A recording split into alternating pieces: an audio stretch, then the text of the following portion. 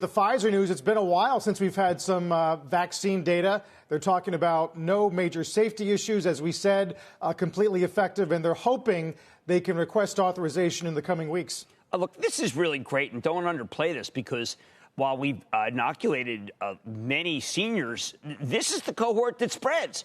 And they don't necessarily feel it, but they certainly can give it to older people. Anybody who has younger children like this knows that you really couldn't see them if you were a grandparent. It just was too dangerous. So I thought this was very, very positive. I know that if we're going to get to herd immunity, this group has to be vaccinated.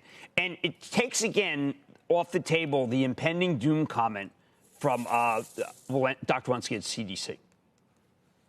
Yeah. At this point, Jim, you got 29% of the population has one dose. 50% of seniors are fully vaccinated in this country. Although we continue to see trouble spots around the world. British Columbia is going to shut down for 3 weeks. India's cases are seeing severe rises. France is talking about perhaps another lockdown.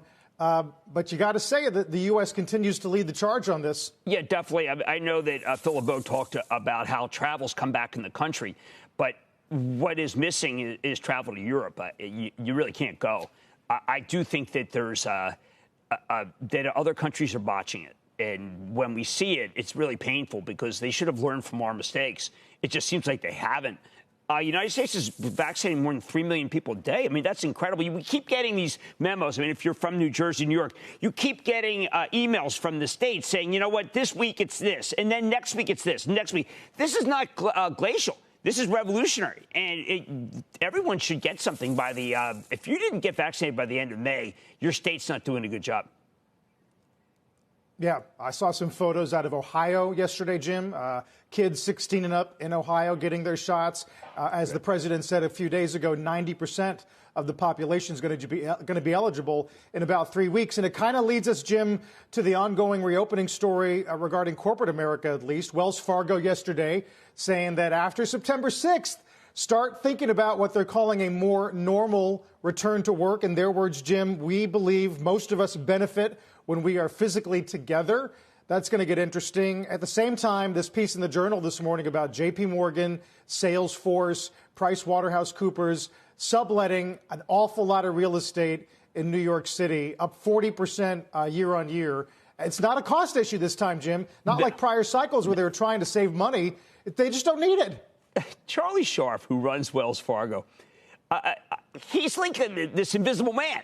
I mean, that piece comes out, which is that you got to be back in September. No one says anything about how Charlie Scharf is a cruel taskmaster, that this is going to take share from anybody else. It just kind of goes out there. And I wonder whether Charlie Scharf is thinking, we're going to pick up business from these other guys who are running a country club setting.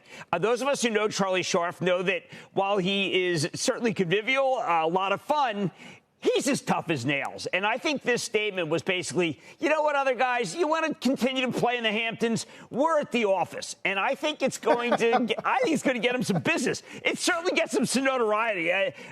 Charlie's a terrific guy. I wish he would come on and just talk about this, because he's basically saying, come on, we're all vaccinated. Let's get serious. And these other firms are, well, okay, you got the country home, Zoom me, and we'll talk to you later. No.